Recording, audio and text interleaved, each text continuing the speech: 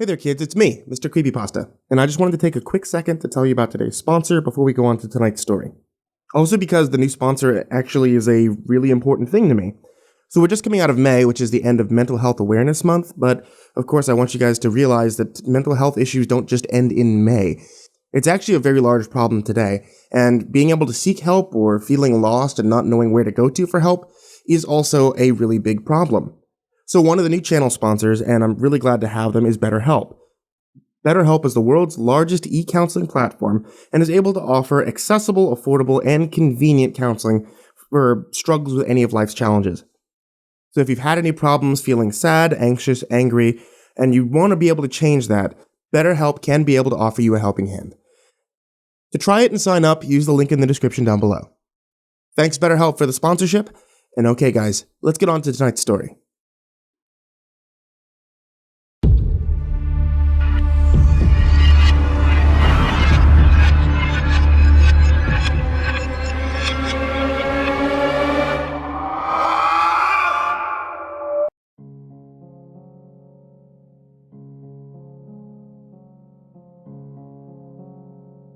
Entry 10. Some interesting developments have just occurred. Whether they're good or not is left to be decided. I guess my adrenaline was spiked the fuck up because I decided to jump out of that dumpster, gun raised, and as soon as I did, both cops rushed me. They saw that I was armed for sure, but I guess they didn't care. I shot the guy without the tattoo before being taken down by the other one. I took a couple of baton blows to the ribs before he was restrained by Christian. He groaned, shouted at me in short guttural bursts. "Kill me, you fuck, I don't care." I told him to calm the hell down. And then, I laid it all out on him. I told him where we came from, that we were from Earth. His expression seemed to change drastically after that. He was listening intently. "What happened to you? How did you get here?" Christian eventually asked. As it turned out, he was a German-American named Kuntz Steiner. He used to be part of the 82nd Airborne Division of the U.S. Army. One day, on a mission to Iraq, some strange shit happened. The same shit that happened to us. It was a cloudy day, he explained. 1 second we were up in the air, you know the rest. And only 5 of us actually made it into the island. I was the only one who made it into this fucking place. Apparently, he killed all the guards who were outside the walls at the time. I was running on fumes, he said. I didn't even know what the hell I was doing. I guess my primal instincts just kicked in. He'd also realized that bullets didn't do a whole lot against the jungle creatures, so he still had plenty of ammunition at that point. When the backup came, they wanted to just get rid of him at first. But then they realized that he could be used as a valuable asset. They just lost like 10 fucking guards, he recalled. I guess they thought taking me in and turning me into one of them wasn't so bad of an idea. So that's what they did. Been here ever since. I can't tell you how many times I've thought about offing myself, he continued. Nobody should live in a place like this. The voice started quivering, but I always knew something could happen. Now you guys are here. I was a bit taken aback by this. I mean, what the hell was he expecting us to do? I asked him about it. Well, surely one of you knows how to pilot, right? Unfortunately, I don't. I thought about it. Travis was still back at the settlement. I asked him how the hell that was going to help. He looked around for a bit, and that's when we all heard the distant sounds of boots stomping on concrete heading our way. Look, come back to my place first. I'll tell you about it there. That's where we went. And that's where I am right now. You'd think someone as important as law enforcement here would get better living conditions. This place was beyond a shithole. It's on the 5th floor of some dilapidated building that feels like it's going down any second. Apparently Kuntz only gets an hour of running water a day. There's no air conditioning. 90% of his meals consist of these stiff brown energy bars. He gave us some. I almost puked when I saw something blinking back at me after I'd taken a bite. But this was his plan. He'd sneak us out of this place, and we'd go back to the settlement. Kuntz knew how to get there in order to pick up Travis, who would steer. And apparently the controls were similar enough to that of Earth's. After that, we'd go back to Paradise X, break into one of the hangars where they stored the aircrafts, and fly out of there in search of the fog again. In search of the way back. Obviously, there was about 1 billion things that could go wrong with this. First of all, there were apparently only 4 small planes in that entire hangar, and it was heavily guarded. But he had a solution to that. He knew about 15 other guards who also wanted out of this place. That should be enough to break into the hangar, Kuntz stated. Over the years, he had told them about what Earth was like, and it fascinated them. Why they didn't just disregard him as crazy was simple. They were desperate for something else. Anywhere else. Everybody thought about doing it before, but nobody knew how to fly. This would be a golden opportunity for them. I thought about the guards that we had encountered earlier. None of them did seem to care whether they died or not. But there was also Travis. There was no way in hell that he would come with us. He actually seemed to like it here, and as crazy as it is, I can't see him willingly going back. And then there was the biggest problem. What if there was no fog to be found? Were we just going to drift around the sky until our fuel ran out? I ran this by Kuntz. He sighed. Honestly, anywhere is better than here. If we have to land somewhere else, then so be it. I'm not staying in whatever the fuck this place is anymore. His tone was dead serious, expressionless, unwavering. He was 100% committed to this. I told him that we'd do it. Christian and Lauren didn't have any objections. I guess I'd also had my fill of this island. However, I really don't think we're going to find the fog again. Deep down, I know Kuntz doesn't either. This is just a coping mechanism for him. This is all he's got. It's currently morning, but we're going to leave at night. Easier to sneak out that way. I have to say, I'm still excited. I know I shouldn't be, but I am. We aren't going back to Earth. There's no way. Entry 11. It's finally dark out. We're going for it. Kuntz says that there's a hidden tunnel that we can take that'll lead us out. There's also a vehicle waiting for us, which one of the other guards has set up. Entry 12. We're driving back to the settlement now. Fortunately for us, this vehicle has blinds on the passenger windows. I decided this would be a good time to ask Kuntz some more questions about Paradise X. As it turns out, this place is sort of a combination between a dictatorship and anarchy. There is, technically, somebody who runs and has power over everything. They call him the Pioneer. It's ironic because he had absolutely no contribution in discovering the place. Now, this guy, he can make any laws he wants, but he doesn't. He just leaves the cesspool of a city to fester in its own waste. That's right.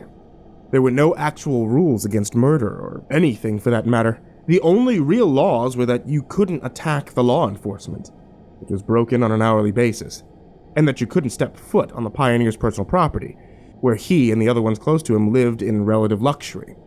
This was a big deal. The punishment was supposedly worse than death, and the only reason he sent out police at all were to monitor for any creatures that leaked past the walls. This wasn't common, apparently. If they saw anything, the regular police would notify what was known as the common operatives to come and get rid of them, which was mainly comprised of enhanced guards. After that, I asked about the copies. I could see him becoming visibly paler at the mention of them. He didn't know too much about them either. He'd never seen one. In fact, nobody around him had come to a consensus on what they really were. Just don't touch them, he said. Simple as that. I asked him what would happen if I did. Maybe he'd have a better answer than Grillo. Well, you know how they can take your form just by looking at you, he responded. The thing is, when it's just staring at you, it's merely a hollow shell of yourself. Once you make contact with it, you're essentially giving it permission to become you. And you know, two of the same person can't exist at once.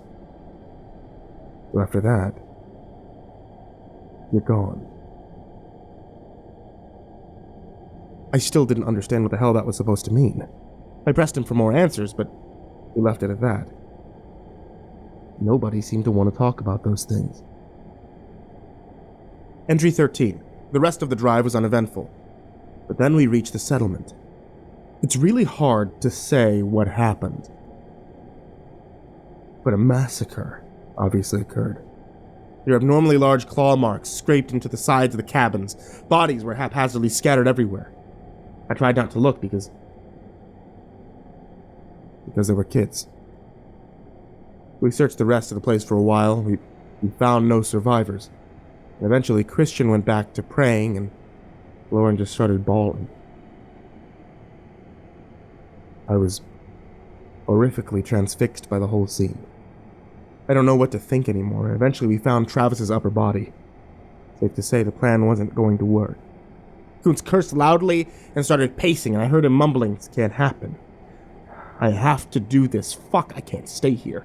At that point, I echoed his sentiments pretty closely. We really needed to get the hell off this island, but I never found any trace of Rust. His body wasn't among the dead. I did find his journal, or what was left of it anyway. Most pages were torn apart and the rest was simply indecipherable. I tried analyzing it, but it just read like ramblings from a madman. However, I did find something interesting during the last few entries. He scribbled, "This is a terrifying discovery. Before the page was ripped off. Wonder what the hell that's about. "Let's go!"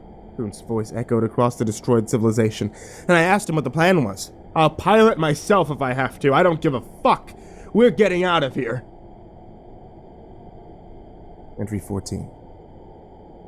We're driving back to Paradise X now. Christian and Lauren just looked disaffected now, empty. Koontz said the plan was still on.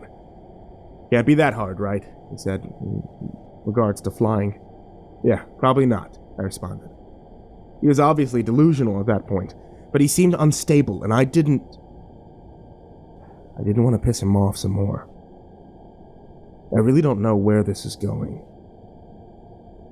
Entry 15. It's happening. Koontz has gone out and notified everybody who wants in. The number's actually increased to 22 now, including some civilians. I asked him, how the hell are we supposed to fit? "We won't," he responded. "Not all of us are going to make it. They're all well aware of that." That's nice to think about.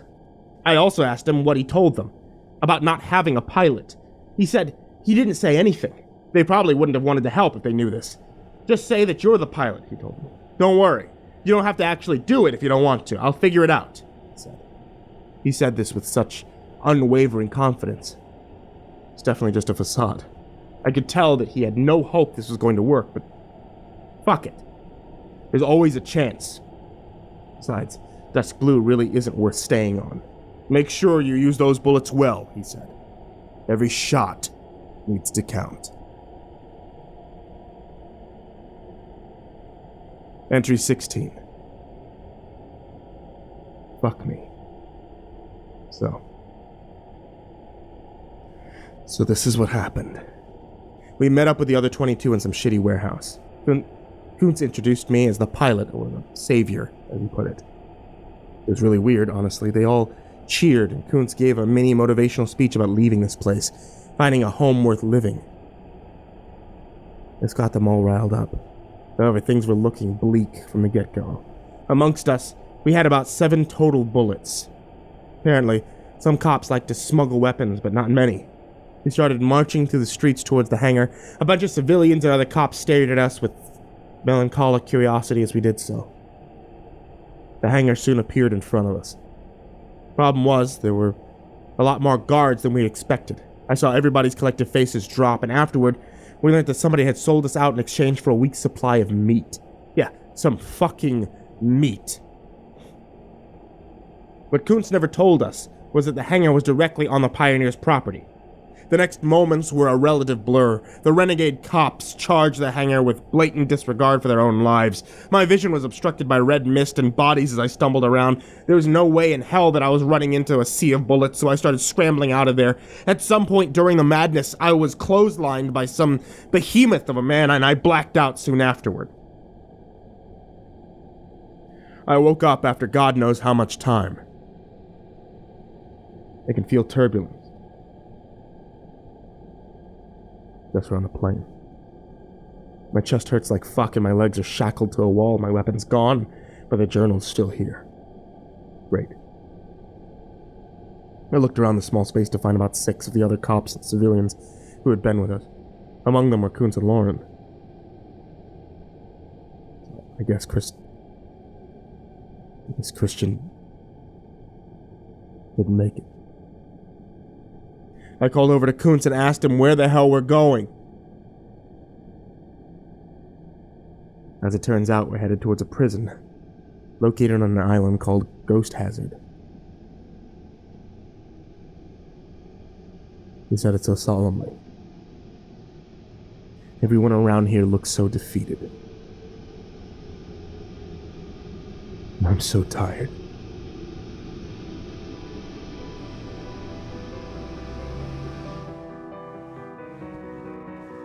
Entry 17. I don't know what the hell Kuntz is trying to do right now. He seems to be trying to unshackle himself. I asked him what his plan was supposed to be, given the fact that we are probably over an ocean right now. He just stared at me with demented eyes. Fuck if I know. Can't get locked up here, though, he sputtered. I've heard the stories. Makes Paradise X sound like an actual paradise. Admittedly, those words disturbed me. I haven't really thought about where we were going. If civilization was so bad, I couldn't fathom what the prisons were like. Entry 18. Fuck me, somebody just came in. He's tossing everyone parachutes. What the hell is happening? Entry 19. The shit, it just keeps escalating. After the guard tossed us the parachutes, he opened up the plane doors. A gust of wind hit me in the face as I stared out into the black sky. Kuntz asked him what the hell was going on. Low on fuel, the guard gave us a twisted smirk. Can't drop you off, you have to make your own way there. As he started unshackling everybody, two of the guards soon materialized. Rifles trained on us. One of the prisoners tried attacking the guard upon being freed, but he was shot quickly. He was barely acknowledged beyond that. You jump out in the next 30 seconds, you should hit land, the guard said. And I know what you're thinking. You could escape, huh? Well, there's nobody stopping you. But it's a small island, and you don't want to find out what's on it. You got a better shot at surviving in the rift. Slightly, though. I later learned that the rift was the unofficial name for the prison. The guard shot me one last smug grin before walking up and unceremoniously pushing me out. I'd gotten my parachute on just in time. He didn't give me much warning, and as I looked up, I saw the other prisoners coming down one by one. As we descended, I tried to scope out the island, trying to form some expectations. He didn't lie. It was small. About the size of a large shopping mall. There was only one compact concrete structure in the entire landmass. That couldn't be the prison, right? I thought to myself. There wasn't much time for that. I was coming down fast. I made a judgment and opened the parachute. I eventually landed in the shallow water near the shore. I tried taking a second to compose myself, but that's when I heard splashing behind me. I turned around expecting another prisoner. Nope. Instead, I was met with a mass of large, dark tentacles that pierced the water's surface, scrambling towards me, and as I scrambled onto the shore, one of the appendages slammed down just a few inches from me, cracking the land. I made a beeline for the brooding forest in front of me. I estimated that I was about a 10-minute walk from the prison. I seriously considered just not going, but then I remembered. I really thought about it. There was nowhere to fucking go. I jumped at every little sound as I made my way around the dense black woods. At one point, I thought I could hear a baby crying.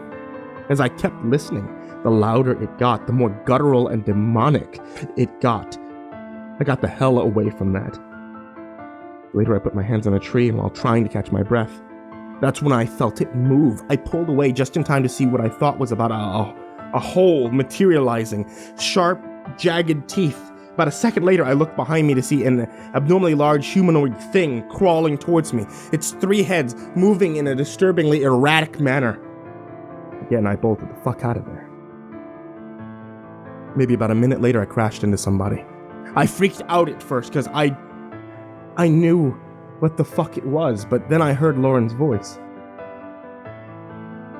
She was hysterical. What the fuck is this place?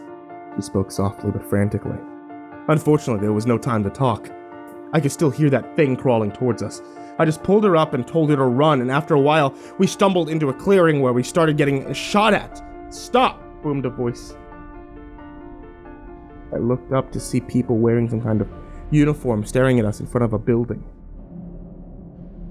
There it was. A tall, threatening-looking man, wearing what looked like a suit of armor, started thundering towards us, and I braced myself for the worst, but he just moved past.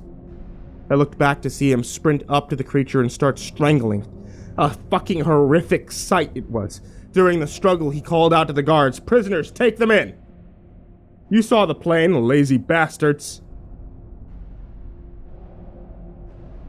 We were soon ushered into the dull structure.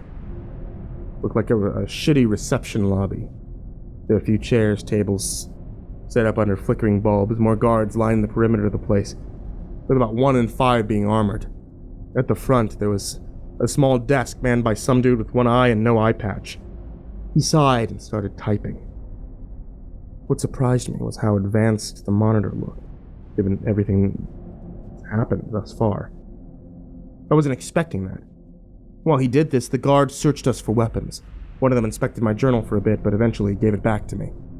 They didn't even give us uniforms or anything, and after a while, the man behind the desk grunted and signaled towards an elevator to the side. There were about 4 in total. The guards pushed us in. There were too many buttons to count. They just pushed one near the top. The doors creaked shut and we began to descend. After what felt like 10 minutes, the doors opened back up and we were blasted by a cacophony of harsh sounds. Before this, I never really thought about what hell would be like. But this prison was probably a good enough representation. The architecture was pretty similar to that of Alcatraz, if you'd ever seen the interior. There were numerous rows of cells stretching upward, and then I looked down at what appeared to be a black, endless fissure. It seemed like the deeper it got, the less lights were present. The more horrific screams came from the cell walls below us that were nearly submerged into the darkness. The guards led us down into the racketous corridor. I could see how scared Lauren was. There really wasn't anything I could do to comfort her. I took a look into the cells that I passed by. Most of the other prisoners looked human, some I couldn't really tell.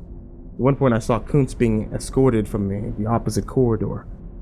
He made eye contact for a second. His demeanor was a mixture of pissed off and terrified. The guards eventually pushed us into a small room and closed the bars behind us. When I took a look around, there were 2 bunk beds, but the sheets looked dirty as hell and were stained crimson. There were the concrete floors. To be honest, I didn't expect much better. I have to say, I did breathe a sigh of relief when I saw a toilet and a small sink. There were 2 other people in there, both men. I guess gender separation wasn't really a thing here, but to be fair, I don't really see how they could accomplish that in a place like this. One of the guys suddenly sat up in the bed. I didn't know what to expect from the people here, so I was ready to take action if he tried to touch Lauren, but he smiled at us. A big, toothy yellow grin. "Hey there, name's Buck Lane." He had a comically stereotypical Australian accent, but he did sound friendly. Well, he walked towards us, arms outstretched. We both shook his hand, somewhat hesitantly. I questioned how somebody could be in a place like this and still have any semblance of cheerfulness. I asked him that. He gave off a dry chuckle. "Well, it's better not to think about it, yeah? Won't do you any good. That's how people go crazy. They think about things too much. I mean, really, what the hell is consciousness even?" He laughed again. Then his expression went a bit more serious. "But I'm already there." I don't really know how to respond to that, so I just nodded. I noticed that the other guy hadn't even acknowledged us. I guess Buck noticed me staring, because he chimed in. "Oh, don't worry about him. He's harmless. Gone far off the deep end, though. Look at the shit he writes on the walls."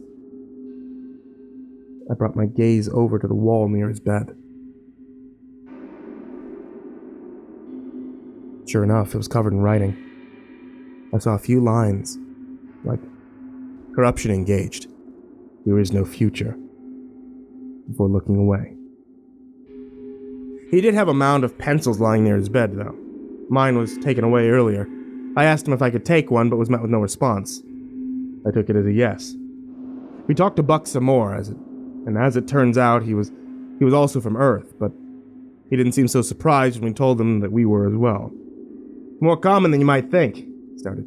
"People go missing in planes all the time. Where'd you think they end up? Here. That's where this place is." Hearing that gave me chills. For some regular commercial airline passenger going on vacation only to end up here, that must be terrifying. Apparently, Buck was the sole survivor of a crashed plane headed to Amsterdam. "Weed and hookers, mate," he said. "That's where I thought I was headed." His plane crash landed on what seemed to be a stone desert. He walked for days eating peanuts before he finally stumbled upon a civilization. "Those was some strange fuckers," he went on. "Looked like weird rock people. Can't even describe it."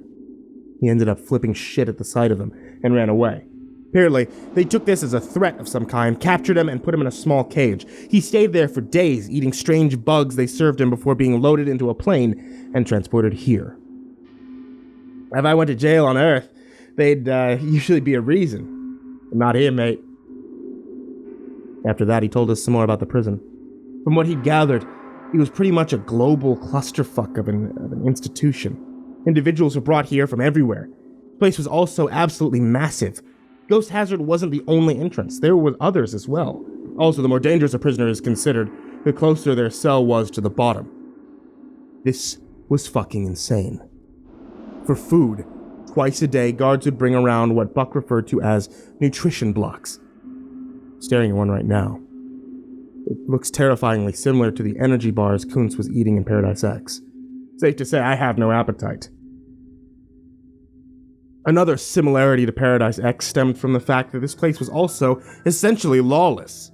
As long as you didn't attack the guards, steal food or resources, try to escape or cause a general large-scale uprising, you had free reign. Nobody had any obligation to step into conflicts that didn't directly affect them. However, this is the part that really fucking sucks. A good portion of the day was spent on manual labor. It was a lot of general maintenance work, but most of it was supposed to be spent down in the hole, the large cave system that had been dug through and evacuated by prisoners for years. Nobody really knew what the point of it was. A lot of people just assumed that it was for discipline, but there was other theories. "We're digging for something. No doubt about it," Buck exclaimed. One theory was that the warden, the individual who ran this place, was obsessed with finding something called Neo Grail. Supposedly, something during the timeline's history, the original Holy Grail was corrupted by a powerful demonic entity during some kind of Armageddon. This is the reason why this world went to shit. However, the warden believed that this wasn't the end of it. He'd studied various ancient books and scriptures. He'd come to the conclusion that there was another grail hidden somewhere in the vicinity of the prison. That's why he went about building this place. When the Neo Grail was finally uncovered by a holy man like himself, the world would revert back to peace. But this was only one theory. Some think that the warden has a more sinister aspiration, that he's actually trying to start Armageddon himself. Speaking of the warden, his history is shrouded in enigmas. Nobody really knows where the hell he came from. He has a large office on the surface of one of the island entrances, but rarely comes down to the actual prison. There were also a few alleged descriptions of his appearance, however. Not so long ago, there was a large insurgence around the lower levels. People were going insane down there, and eventually a large enough group had formed to the extent where they decided that there was a tangible enough threat to the guards. They started rioting, working up the levels, trying to get to the surface, and eventually, it was deemed enough of an emergency that the warden needed to be called. This was a big deal. As the story goes, he came down to the lower floors himself, completely unarmed, and he took out the insurgency single-handedly. According to the people that saw him, he was extremely tall, maybe around 8'5". He wore a large trench coat with religious symbols stitched all over it. And then there was his eyes. Now this was contested, but they were also allegedly pitch black. Lifeless. Along with that, he looked young in appearance. Despite the fact that he'd been around for a long fucking time. Also, nobody knew where the source of his strength came from. He could pick up a 200-pound man with one arm and throw him aside with ease. Upon being stabbed, the metal of the blade would just break off in his skin. Some people thought he was a devil incarnate. After that, the theory about him being somebody trying to return peace to the world became a lot less popular. Especially after what happened next. What lurked at the absolute bottom of the prison was a mystery. Well, with there being no lights down there and all, however, the survivors of the uprising were given a chance to know. Instead of them all being executed, they were given a different punishment. They were lowered by rope into the dark crevice. They screamed like hell, and most of them tried committing suicide. They stayed down there for about a minute before being brought back up. Buck witnessed this firsthand. He said that he could hear indescribable animalistic sounds emanating from below. It was a horrific sight when they were brought back up.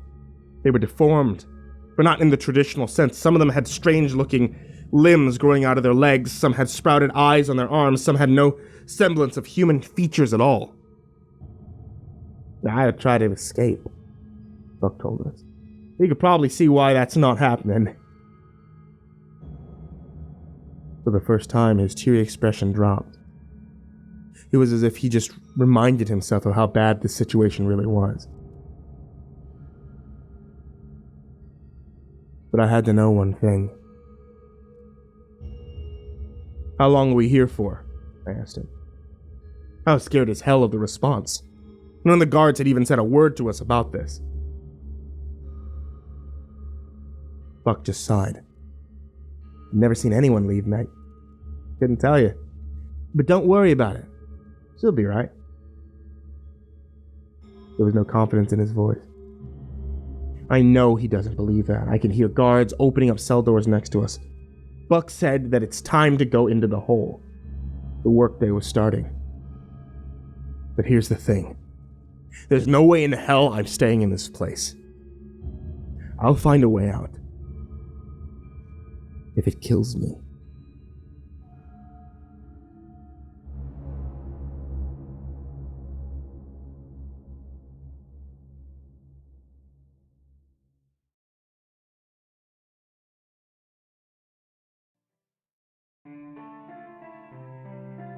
Hey there, everyone who's listening on YouTube, or those of you who are listening on the podcast.